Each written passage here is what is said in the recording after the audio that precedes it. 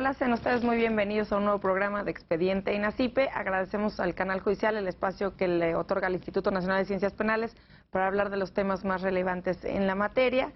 El día de hoy hablaremos del papel del perito en el sistema de justicia penal acusatorio, y para hablarnos de este tema nos acompaña el maestro Eliseo Lázaro Ruiz, quien es profesor investigador en el INACIPE. Eliseo, bienvenido, muchísimas gracias por venir al programa. No, gracias por la invitación.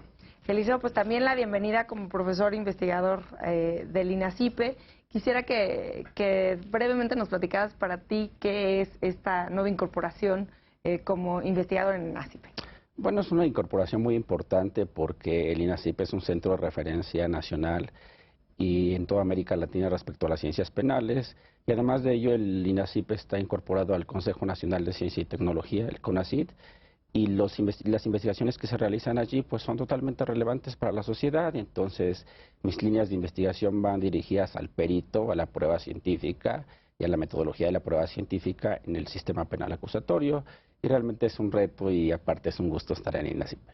Pues que es el tema que nos trae el día de hoy al programa. Te agradezco muchísimo, bienvenido al INACIPE, bienvenido a Expediente también. Gracias. Y quisiera que empezáramos a hablar del tema. Me gustaría que nos platicaras quiénes son los peritos, ¿no? Se escucha mucho al hablar del sistema penal, de justicia penal acusatorio, de pues, ciertos operadores como el Ministerio Público, como la policía, el primer respondiente, pero los peritos se habla poco. Tienen una labor muy relevante dentro del sistema de justicia penal acusatorio, pero no es tan público a lo mejor su labor. Primero que me dijeras quiénes son, qué hacen los peritos.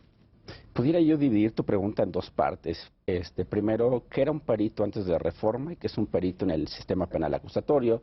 Antes de la reforma se decía que un perito era un experto en cualquier ciencia, técnica, arte u oficio, hasta una industria, ¿no? Y no se exigía requisitos específicos para fungir como perito. Por ejemplo, había médicos forenses que sin tener la especialidad podían peritar en medicina forense, había químicos que sin tener estudios complementarios de química forense podían interactuar en el ámbito de la justicia. Entonces, un perito en el antiguo sistema tenía que ver con una persona que, aunque no tenía la acreditación específica, podía peritar. Y entonces también surgió otro fenómeno que se llama polifuncionalismo o todología, en el cual los peritos podían... de varias especialidades, ser de varias especialidades. Ser de varias especialidades. Había casos, por ejemplo, que en un solo hecho, en un evento con trascendencia jurídica, intervenían en áreas como dactiloscopía, química, balística, grafoscopía, etcétera, ¿no? Entonces, antes de la reforma ocurría precisamente eso, que no había una formación específica, que se podía peritar en todas las áreas, pero lo más importante es que en la reforma del 2008 se plantearon nuevas expectativas para el perito. Por ejemplo, antes de la reforma se podía concluir con base en mi leal saber y entender. Era una situación como arbitraria decir cuánto sé, cuándo entiendo respecto a la prueba pericial, o cómo sé que mi resultado es objetivo. Entonces, un perito, después de la reforma, tiene tres características indispensables. Yo considero que una persona, para denominarse perito, debe reunir tres requisitos: acreditación, confiabilidad y credibilidad. Acreditación es, por ejemplo, si no tienes título y cédula en el área en el cual vas a peritar, y si el área está regulada, tú no pudieras fungir como perito. Entonces la reforma hizo pues un cambio respecto a la forma de intervenir en la acreditación. O sea, esta especialización se puede comprobar, acreditar con un título. O algún, por ejemplo, un perito que es químico, ¿no? Tiene que tener solamente una licenciatura en química, o para ser experto tiene que tener algún grado de especialización mayor. Es que en el ámbito de la criminalística y de las pruebas periciales hay áreas que se requieren título y cédula para ejercer. Por ejemplo, el caso de la medicina forense, el de la química, el caso, por ejemplo, ya hoy en día también la psicología forense. Hay áreas que requieren título y cédula, hay áreas que son técnicas y que no requieren título y cédula, pero requieren estudios confiables y específicos respecto a la materia. ¿Como por ejemplo? Por ejemplo, si una persona va a peritar en química forense, necesita tener, por ejemplo, una maestría en ciencias forenses o una maestría en criminalística o un diplomado que tenga que ver con el área de la química forense. Pero, por ejemplo, una persona que sería médico de profesión y que no tenga la especialidad respecto a la medicina forense, pues hoy en día ya es cuestionado. Claro. Y lo que está sucediendo es que todavía en el nuevo sistema de justicia penal existen personas que no están acreditados en el área específica para peritar. Entonces ha ocurrido esas tres cosas, ¿no? Un perito necesita tener acreditación, pero no es lo único. Porque hay personas que tienen la acreditación, pero les falta práctica, experticia, experiencia, otros elementos. Entonces, acreditación, confiabilidad. ¿Por qué? Porque hoy en día el método científico, las técnicas forenses, la epistemología de la ciencia, son las bases para validar un peritaje. Antiguamente se decía porque la experiencia, porque mirar al saber entender, hoy en día no. Hoy en Sí, día eso se prestaba a interpretación, ¿no? Y esto es científico.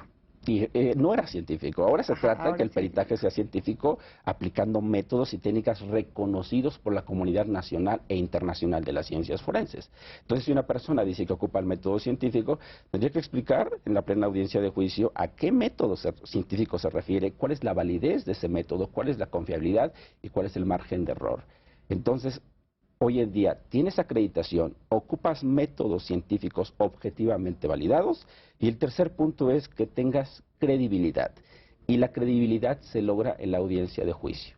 Por ejemplo, si al perito en la audiencia de juicio le hacen preguntas sugestivas, contradictorias, aplicando el principio de contradicción mismo, y el perito supera la contradicción, ahí estamos hablando que el perito domina el área de la peritación.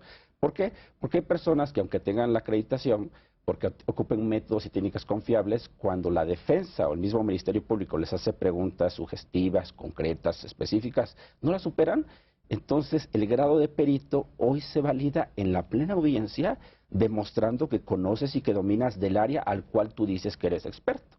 ¿Por qué? Porque la experiencia no es el único parámetro para determinar que una persona sea perito.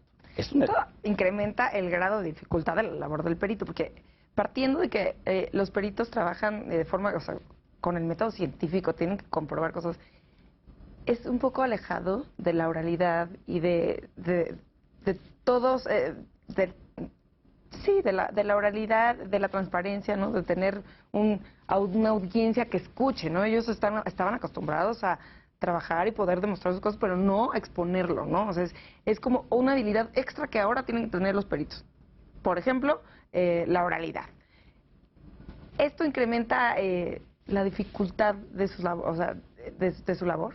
Claro que sí. En el antiguo sistema, por ejemplo, en las juntas de peritos, había una situación un tanto extraña. Por ejemplo, se citaba la junta de peritos y se hacía un interrogatorio. Entonces, la pregunta la hacía el abogado y la secretaria la escribía y después se la preguntaban al experto, ¿no?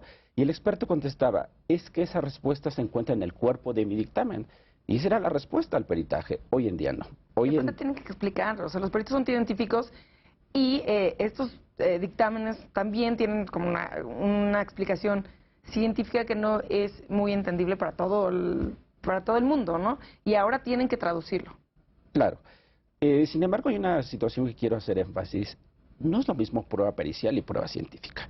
Lo que pasa es que hay áreas de las pruebas científicas que ameritan el uso del método científico.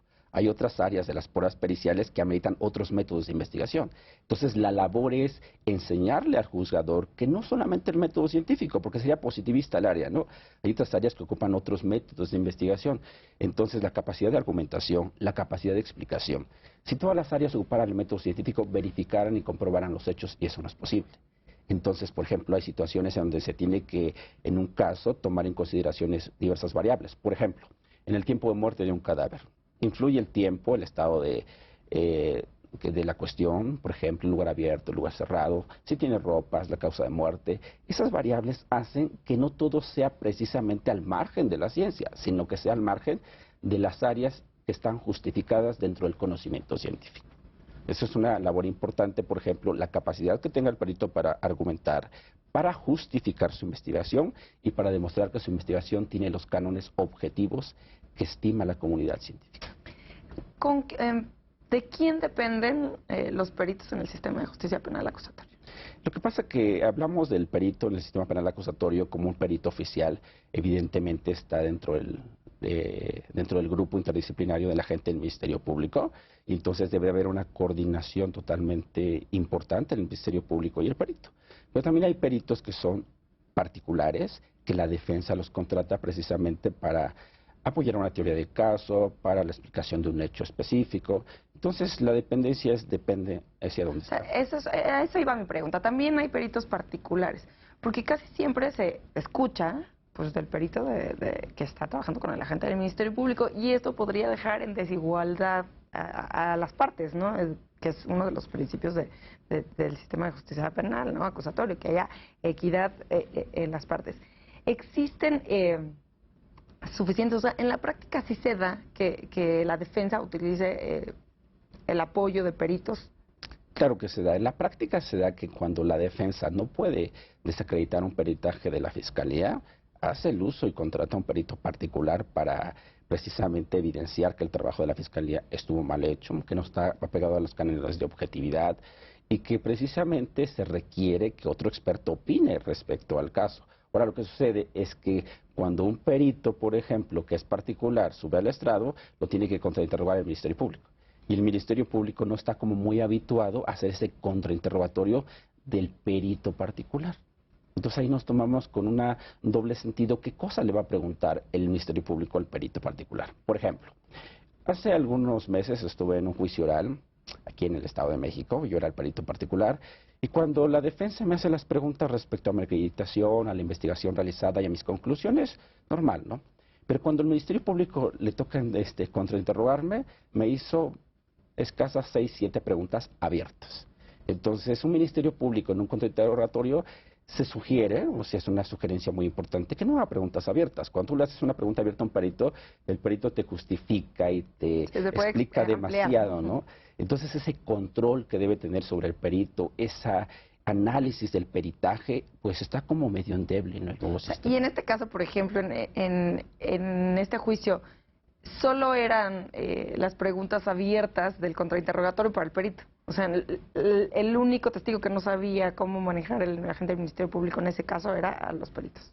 Sí, o sea, las preguntas eran abiertas y eran preguntas muy elementales. Por ejemplo, me hacía una pregunta que era cadena de custodia. Entonces, es una pregunta muy básica para cualquier experto. Y otra pregunta que me hacía era, ¿en qué página de mi dictamen había puesto el concepto de cadena de custodia? Allí hubo una objeción y allí el juez ya llamó la atención a las partes, diciéndoles que él no sabía de ningún dictamen. Es que el nuevo sistema de justicia no hay dictamen escrito. El dictamen es el desahogo que se hace de la prueba científica en la etapa que corresponde. ¿Y no se entrega ningún dictamen escrito? Claro, se entrega un dictamen en la etapa de investigación, que es un dato de prueba, es un elemento de convicción, que después en la etapa intermedia se depura, pero no vale. El que vale es el que desahoga el perito a través de la oralidad, de la argumentación en la etapa de juicio. Justo quisiera que en el siguiente bloque habláramos de cuál es la participación del perito en las distintas etapas de los procesos penales. Pero tenemos que hacer una pausa y regresamos al liceo. Al auditorio, por favor, continúen con nosotros. Estamos en Expediente INACIPE. Gracias por continuar con nosotros en Expediente INACIPE. Les recuerdo que pueden estar con nosotros, en contacto con nosotros a través de las redes sociales del canal judicial que aparecerán en sus pantallas a lo largo del programa y también en nuestro Twitter que es @expediente_. Los invito a seguirnos y darnos sus comentarios y sugerencias de nuestros programas, en especial del día de hoy que estamos hablando del papel del perito en el sistema de justicia penal acusatorio con Eliseo Lázaro.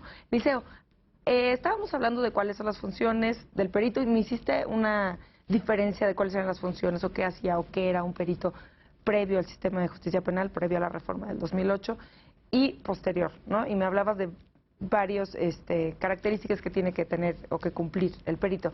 Y hablabas de la acreditación.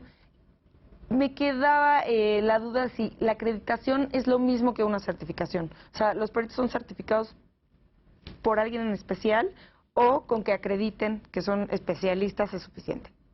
Sí, la palabra acreditación es una palabra que engloba diversos aspectos. Por ejemplo, que el experto tenga título y cédula profesional, pero también engloba que tenga certificaciones, que acuda a actualizarse a foros, a congresos, a mesas redondas, que tenga actividades de divulgación científica, publicaciones, etcétera. O sea, en la palabra acreditación se engloban toda esa parte, pero también la experiencia del perito y también cuántos casos ha participado. Pero hay una parte muy medular en la acreditación, lo que se llama la certificación. La certificación es un problema pericial hoy en día en México porque no queda claro cuántas certificaciones debe de haber, ¿Quién la da? debe de certificar y quiénes van a ser los que certifiquen a los que van a estar certificados. Ese es un problema. Entonces, hoy en México existen pocas certificaciones periciales, más o menos existen entre 20 a 23 especialidades periciales, pero no todas las especialidades necesitan certificación y no todas requieren que se avalen o que se haga una certificación. Por ejemplo, contamos con más o menos 4 certificaciones periciales: la de preservación y protección del lugar de los hechos, la de tránsito terrestre, otra certificación en medicina forense y una más en grafología. Estas certificaciones las está otorgando el Consejo Nacional, conocer a través de institutos que son validados como organismos certificadores, está otorgando esas certificaciones. Sin embargo, hay una situación en decir, ¿se requiere o no se requiere la certificación? Y la respuesta es, para las áreas que no estén reguladas como pruebas periciales o científicas, no se requiere. No se requiere, sería un estudio complementario. Pero hay, por ejemplo, oficios o técnicas que no se expide título y cédula profesional. Por ejemplo, te decía que existen 23 especialidades. Y de esas 23 especialidades, no todas existen especialidades que te den título y cédula, por ejemplo, de incendios y explosivos, de tránsito terrestre. Es que aparte de 23 especialidades son muchas. Hay algunas que, o sea, hay unas que son más comunes, ¿no? Que son más utilizadas por los tipos de incidentes delictivos que se dan, y hay otras que son, pues, mucho menos comunes, que podríamos decir así, ¿no? En este caso, cuando no existen certificaciones, ¿qué pasa? O sea, estas certificaciones están reguladas, ¿vienen en en alguna normatividad? Sí. Primero, hay áreas que tienen que vincularse precisamente al marco jurídico de intervención pericial. Por ejemplo, dice el Código Nacional que el perito necesita tener estudios específicos en el área en el cual versa la peritación. Entonces nos vinculamos al Código Nacional para saber cuáles esas áreas, y esas áreas nos remiten al artículo 5 de la Ley Reglamentaria del Ejercicio de la Profesión. Entonces ahí nos dice qué área se necesita título y cédula profesional. Pero ¿qué ha pasado? ¿Qué ha pasado? Es que cuando los peritos no encuentran en ninguna institución un lugar que les dé una especialidad con título y cédula, lo que hacen es tomar una maestría en ciencias forenses o en criminalística o un diplomado. Y entonces con eso acreditan su conocimiento. No necesitan más. Pero hoy en día se requiere, por ejemplo, que tengan una especialidad. Y eso es uno de los retos, que existan especialidades forenses reguladas en las áreas de la criminalística y de las ciencias forenses. Por ejemplo, se están haciendo nuevos proyectos en donde tengan especialidades. Porque ¿qué pasa hoy en día en los juicios orales? Le dice, usted es licenciado en criminalística, ¿verdad que sí? Sí. Entonces su título dice licenciado en criminalística, no dice especialista en balística forense, no dice especialista en grafoscopía. O sea, usted cursó una materia de balística dentro de su carrera. Entonces el perito se queda con el área, pero llevé la materia. No es suficiente. No es suficiente que hayas llevado la materia para decirte que eres experto en balística. Por eso es que las instituciones lo que están haciendo es crear especialidades específicas para las áreas que se requieran. ¿Qué instituciones? Por ejemplo, el INACIPE tiene un proyecto muy importante que está realizándose para otorgar precisamente estudios de especialidad en ciertas áreas que se necesiten. Porque hay otras que ya existen. Por ejemplo, son las instituciones privadas, principalmente las que tienen especialidades, que no van más de 5 especialidades forenses. ¿Y quién capacita continuamente a los peritos? O sea, no solamente en la rama de sus especialidades, sino, por ejemplo, en el sistema de justicia penal acusatorio, que pues implicó un gran cambio en sus funciones. Sí, el proceso de implementación, pues la CETEC era la que les daba los cursos para el nuevo sistema de justicia penal. Después de allí, por ejemplo, el INACIPE capacita a los servidores públicos de la PGR en relación a los cursos en materia pericial. Sin embargo, también los peritos buscan otros medios para capacitarse, actualizarse en instituciones privadas o en grupos específicos. Porque en materia del sistema de justicia penal acusatorio también se tiene que dar capacitación continua. Estamos viendo cómo a casi 2 años de que se implementó al 100%, de que está funcionando al 100% el sistema de justicia penal acusatorio, todavía hay ajustes, ¿no?, que tienen que hacer. para que funcione bien. Estamos en un proceso de consolidación y esto también incluye a los peritos. O sea, tienen que seguir capacitándose en materia del sistema de justicia penal acusatoria. Yo creo que la capacitación hoy en día debería ser diferente.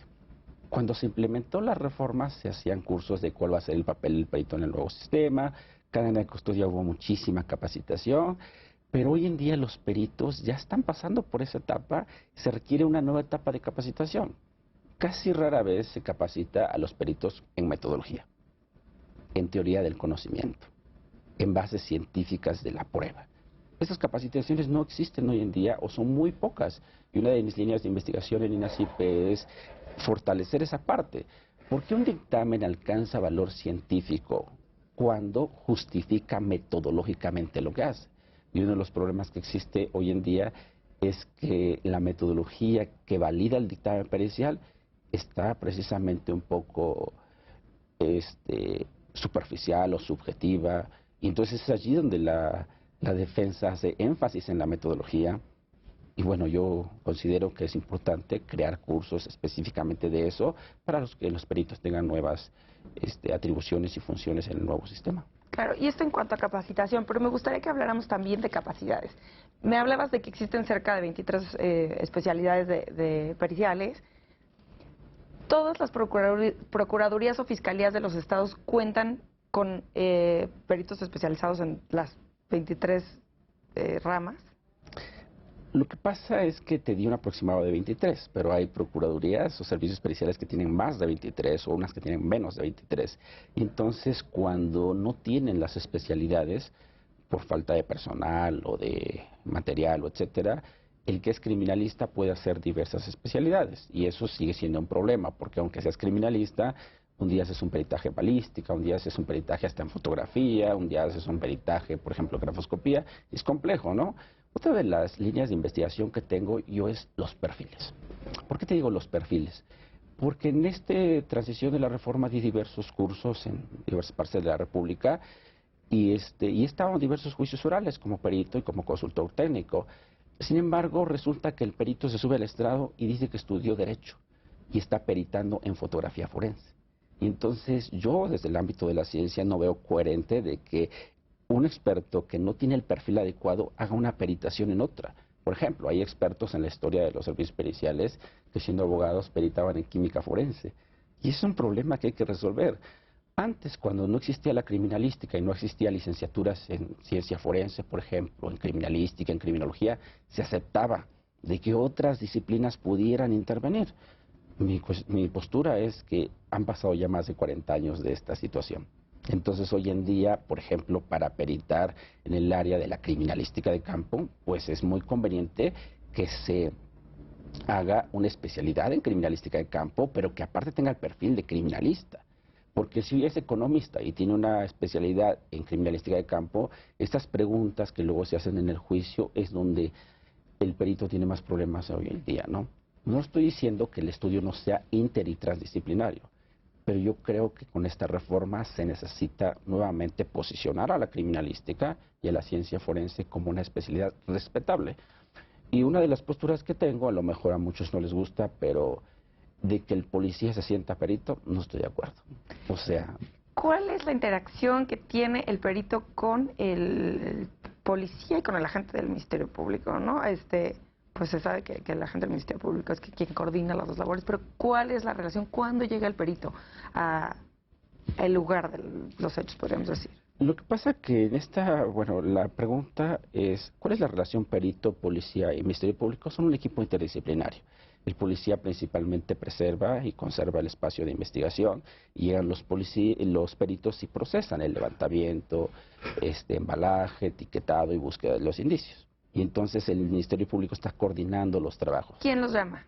¿El policía o el agente del Ministerio Público? El policía, como primer respondiente que esté en un caso con trascendencia jurídica, hace un llamado, por ejemplo, a los servicios periciales para que se trasladen. En ese llamado que lo hace los servicios periciales está en correlación con el Ministerio Público. Entonces, cuando hace esa petición al Ministerio Público es donde se trasladan los servicios periciales para procesar el lugar. Y entonces, mi opinión es que el criminalista requiere conocimientos específicos, o sea, levantar un indicio no es cualquier cosa, se requiere conocimientos de ciertas disciplinas y áreas. Entonces, que cualquier policía trate de hacer un procesamiento, aunque ya existen policías con capacidades para preservar, yo considero que debe hacerse una licenciatura en investigación policial para que entonces puedan hacer ese procesamiento y no se diga que la criminalística es una simple técnica. Entonces aquí viene la pregunta de ¿quién es el responsable de la cadena de custodia? ¿El policía, el perito, bueno, el agente del Ministerio Público como coordinador, ¿no? Pero ¿en quién recae? ¿O es por partes?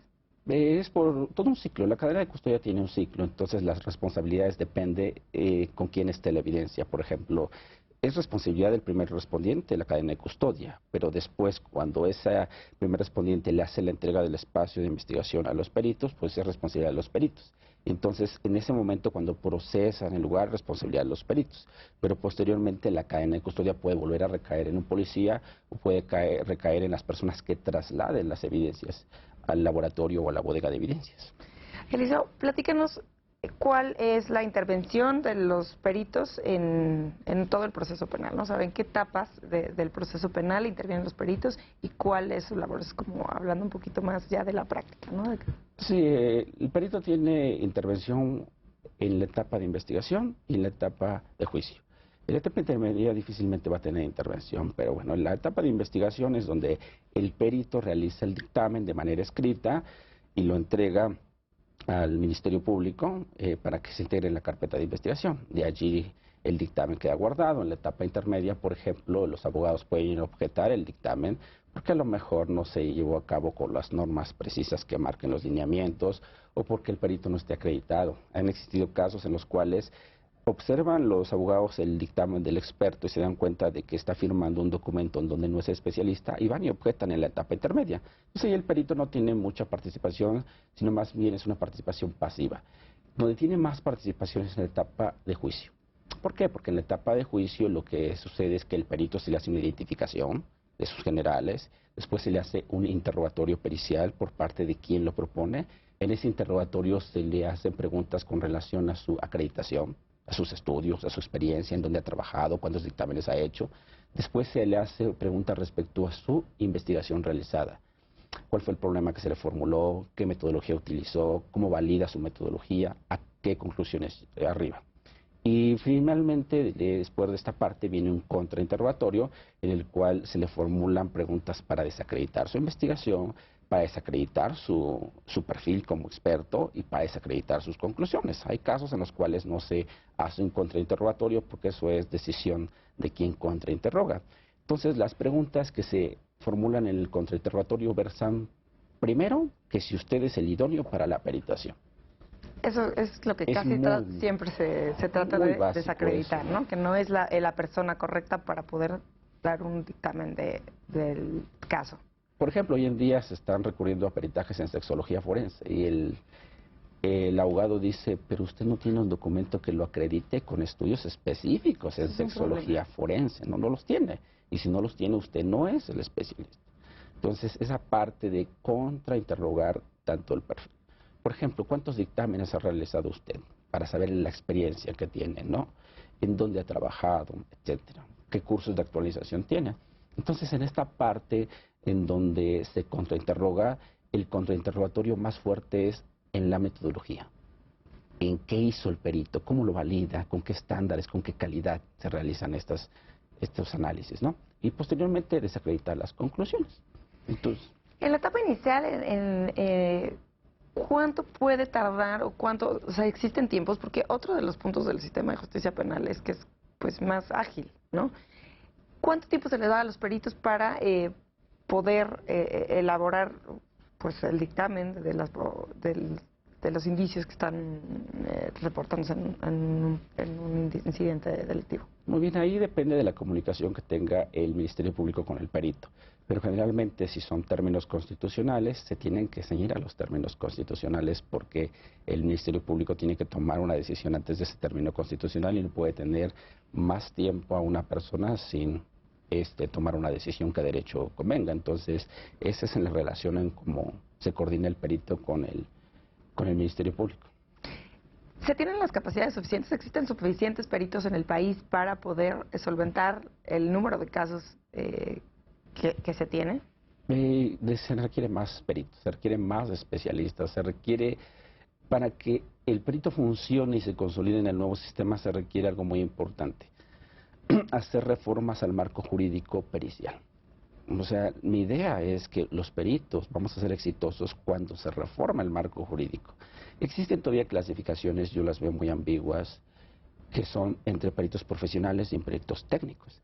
Entonces, hoy en día, los peritos técnicos, pues ya hay licenciaturas, especialidades, deberían subir a ser peritos profesionales y percibir económicamente lo mismo que un profesional y tener los mismos derechos, las mismas obligaciones y demás. Cuando se reforma ese marco jurídico de intervención pericial, también se requiere precisar cuáles son las especialidades que requieren y las que no requieren título profesional.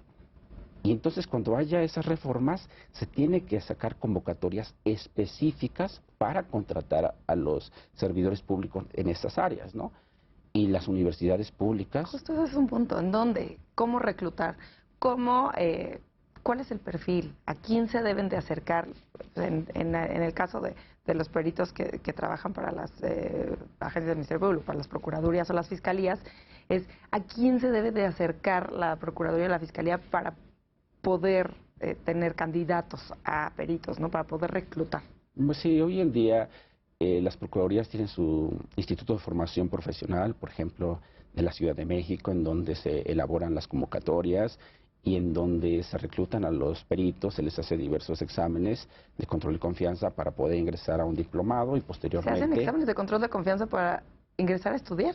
Para ingresar a fungir como perito. Okay. Para fungir como perito. También hay ahorita exámenes de control de confianza de ciertas licenciaturas para estudiar. Pero bueno, para fungir como perito es donde sí se requieren los exámenes de control de confianza. Ese es otro punto muy importante. Entonces, todos los peritos de todas las fiscalías pasaron por el filtro de control de confianza. Con base en el artículo 123, sí. ¿Por qué es importante? Bueno, porque los exámenes de control de confianza lo que hacen es evaluar de manera integral al experto, tanto de manera psicológica, médica, entorno social, poligráfico, expediente personal, y si reúne el perfil que ellos consideran idóneo, pues va a una segunda etapa donde tiene que ver con un curso específico para poder ingresar a la Procuraduría, y en ese ingreso a la Procuraduría van a iniciarse cierta experiencia o prácticas profesionales para poder ya integrarse como servidores públicos. ¿Se tiene como el servicio de carrera en la función pericial? Bueno, sí, claro, se tiene, o sea, los peritos están... Hay distintos niveles de peritos. Sí, eso depende de las procuradurías. Hay entre peritos, por ejemplo, profesionales, técnicos, peritos supervisores, peritos en jefe. Entonces depende de los años, depende el grado académico, depende su desenvolvimiento. Todos los datos depende para ese servicio. Elisa, tenemos que hacer nuevamente una pausa, pero regresamos con ese tema tan interesante. Al auditorio los invito a que continúen con nosotros, estamos en Expediente INACIPE. Gracias por continuar con nosotros en Expediente INACIPE. Les recuerdo una vez más que pueden estar en contacto con nosotros a través de nuestro Twitter, que es @expediente_. Los invito a seguirnos y darnos sus sugerencias de nuestros programas. Les recuerdo que estamos hablando del papel del perito en el sistema de justicia penal acusatorio. Eliseo, hay un punto que no hemos tocado, que es muy importante para la labor de los peritos. Hablamos de capacitación, hablamos también de certificación y acreditación de sus especialidades, pero la labor del perito va en muchas de las ocasiones acompañada de la tecnología. ¿Cuál es la importancia de la tecnología para la labor del perito y qué capacidades o cuál es la situación actual de los laboratorios o las coordinaciones de servicios periciales en México en cuanto a tecnología? Bueno, la tecnología es muy importante porque es un producto de la ciencia, entonces la ciencia está renovándose todos los días por su carácter empírico y racional. Entonces un perito necesita utilizar la tecnología de punta y avanzada para sus investigaciones. Sin embargo, a veces la tecnología pues es muy costosa, es muy cara y no en todos los lugares hay. Es muy importante, por ejemplo, hablar de la acreditación del laboratorio. Un laboratorio, para que se le dé esa acreditación, esa certificación, necesita tener todas los materiales, las herramientas, los instrumentos para poder realizar una investigación adecuada. Y entonces, en México no todos los laboratorios están acreditados. Existe un porcentaje menor al 30% de un laboratorio no está acreditado. Entonces, cuando el abogado está en el juicio, le pregunta, ¿usted es químico forense y corrió su muestra en un laboratorio? ¿Verdad que sí? Sí. Ese laboratorio no cuenta con una certificación. ¿Verdad que no? No. Entonces ahí, por lo tanto, la muestra pues no tiene validez porque haz de cuenta que los materiales no existe garantía que sirvan. Las máquinas pueden fallar. O sea, el papel de la tecnología es importantísimo, pero también es muy importante que el perito conozca la máquina que utiliza, sus características y sus desventajas, porque entonces en el nuevo sistema se hace preguntas específicas. Para evaluar a un perito en el juicio oral se le hace preguntas concretas. Aparte no solo o sea, puedes desacreditar al perito como experto, sino puedes desacreditar sus herramientas. Claro, sus herramientas. Aunque es un poco más complejo desacreditar la herramienta. Si la herramienta no está certificada, entonces la herramienta no puede tener esa acreditación o esa confiabilidad. Sin ¿Quién embargo, certifica los laboratorios? hay entidades específicas, por ejemplo, la Entidad Mexicana de la Acreditación, que hace la certificación de esos laboratorios con normas nacionales y normas internacionales que han sido publicadas en el Diario Oficial de la Federación. Bueno, yo he tenido la oportunidad de estar en la Coordinación de Servicios Periciales de la Procuraduría General de la República y bueno, es impresionante, de verdad, es pues tecnología de punta.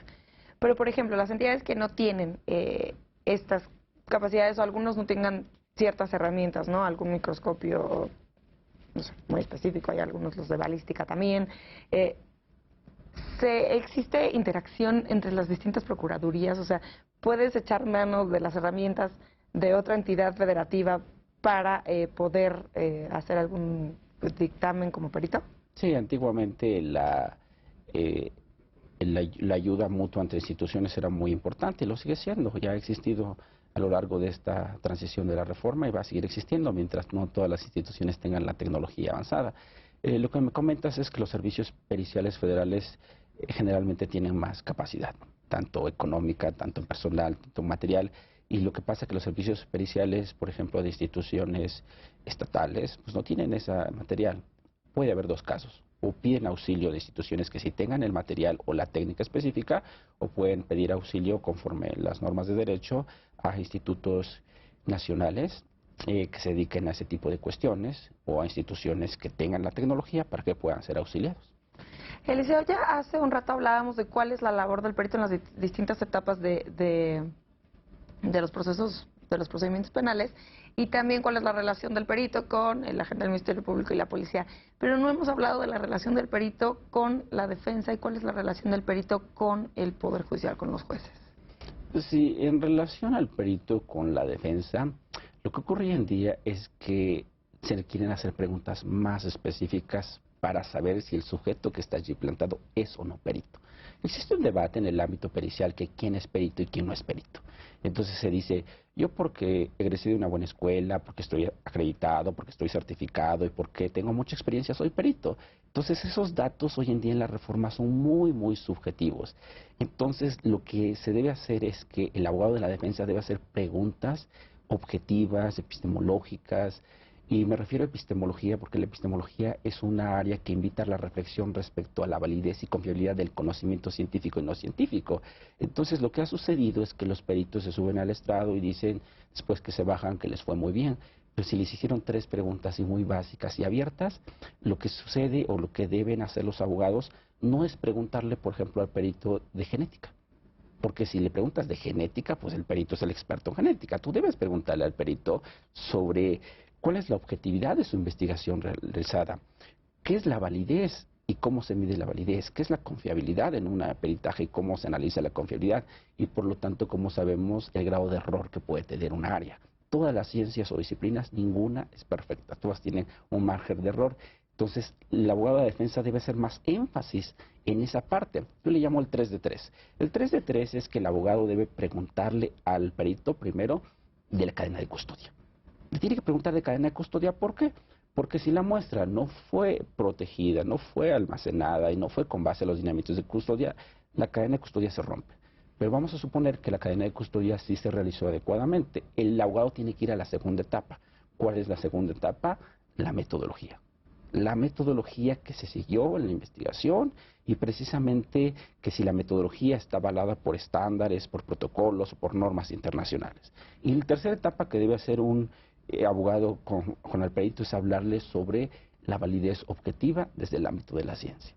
O sea, es difícil que un abogado entre a estos puntos, pero conforme va pasando el tiempo yo creo que es lo más importante.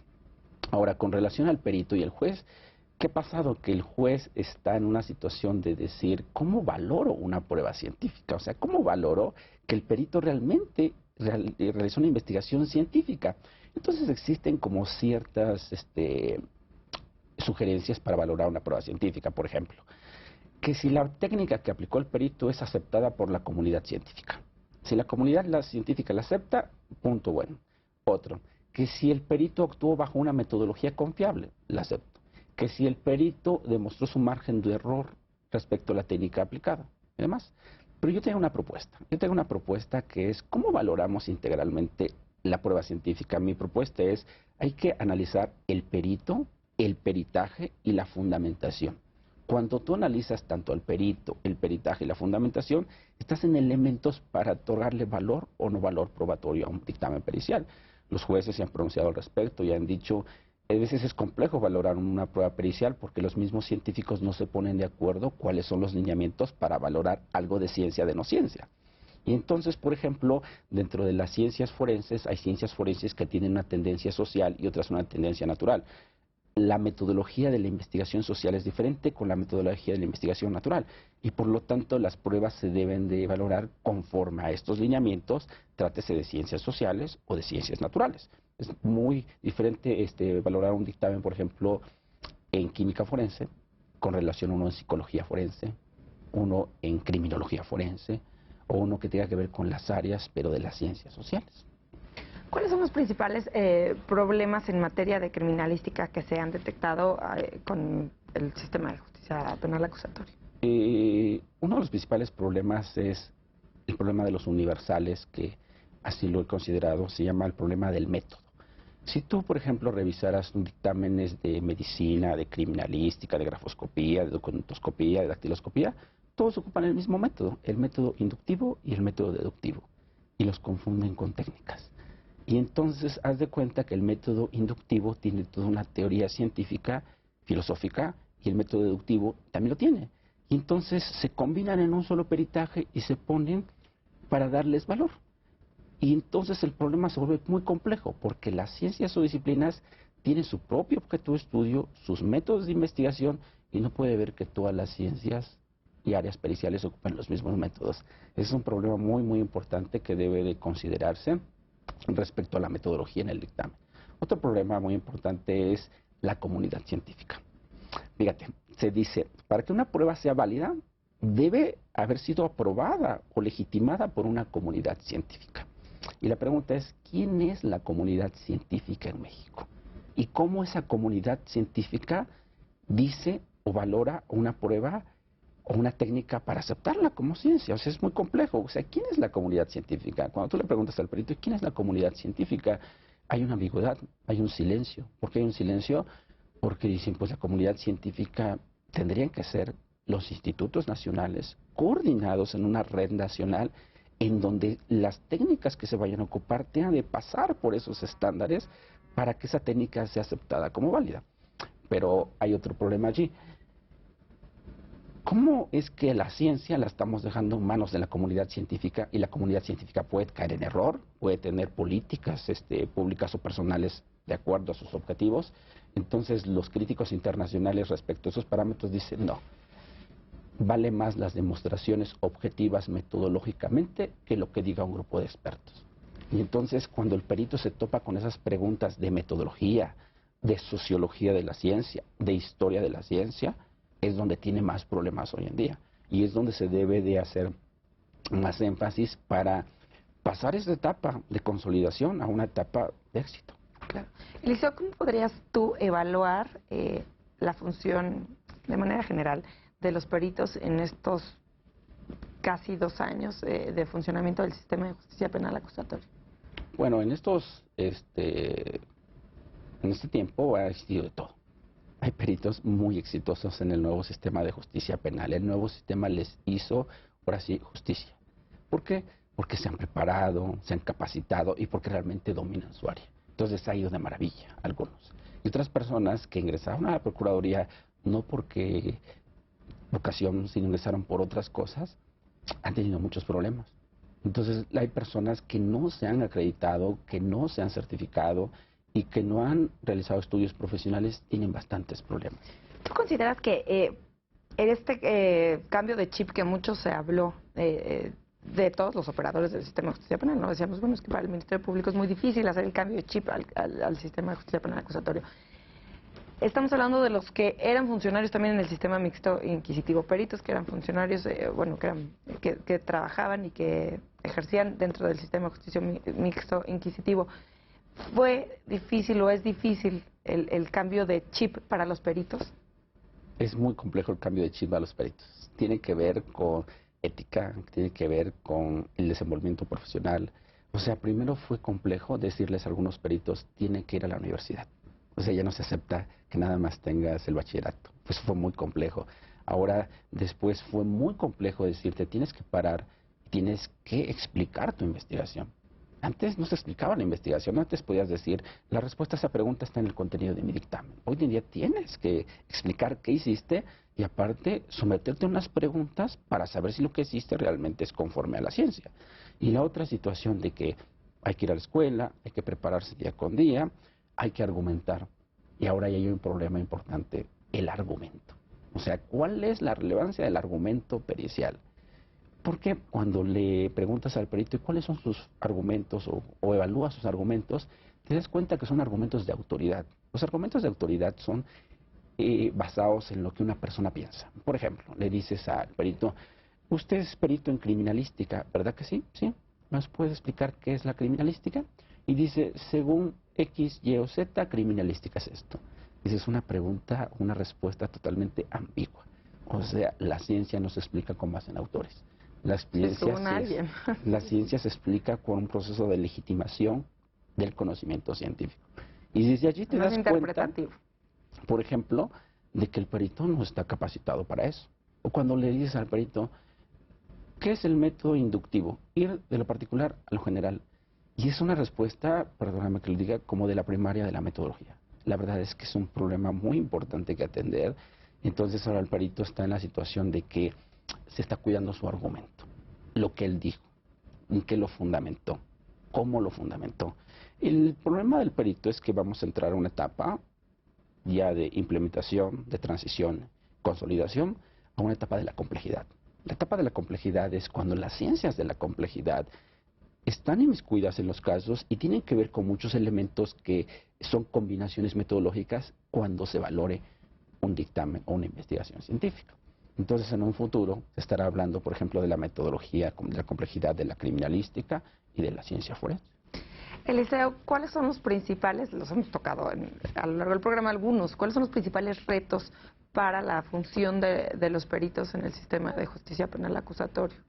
Sí, yo creo que los principales retos los podemos anunciar. Un reto a nivel jurídico, que es, como ya lo había comentado, modificar el marco jurídico de intervención pericial, atreverse a modificar la ley orgánica y el reglamento de la ley orgánica donde clasifica a los peritos. Ya no puede haber esa clasificación ambigua de la cual te había dicho. Tiene que modificarse ese marco jurídico que nos diga con precisión cuáles son las especialidades que requieren y las que no requieren título profesional. Tienen que modificarse los acuerdos federales de cadena y custodia. Hay muchos abogados que lo han demostrado en la práctica que son muy ambiguos. Entonces tienen que actualizarse los manuales de procedimientos de las instituciones. Ese es el reto jurídico.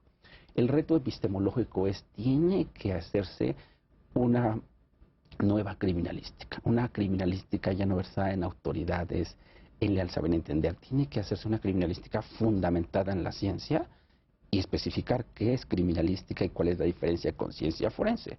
¿Por qué? Porque a veces se trata de hacer en una licenciatura que estudien criminología, criminalística y ciencia forense y termina siendo algo complejo, ¿no? Ese es un reto que tiene que ver con la ciencia. Y el reto que tiene que ver con la metodología es cuáles son realmente las metodologías válidas y cuáles no son las metodologías válidas. Tenemos un reto también a nivel institucional, de instituciones públicas y privadas, de crear nuevas especialidades para los peritos, especialidades que tengan calidad. ¿Por qué te digo que tengan calidad? Yo egresé de un programa nacional de posgrados de calidad del PNPC, del CONACYT, en donde para ingresar a esos programas se requiere diversos elementos y diversos requisitos. Entonces, una de mis ideas es que los programas que den especialidades a las pruebas periciales tengan que ver con calidad educativa. No puede ser que en menos de un año alguien sea especialista en un área. Yo considero que se requiere más tiempo o un programa un poco más integral para eso.